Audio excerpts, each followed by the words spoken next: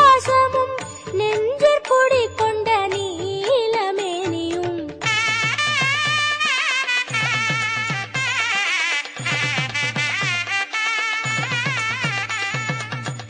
நான்றவாயும் நாலிரு புயமும் மூன்று கண்ணும் மும்மரச் சுவடும் இரண்டு செவியும் இலங்கு பொன்முடியும் திரண்ட முப்புரி நூல் திகழொளி மார்பும்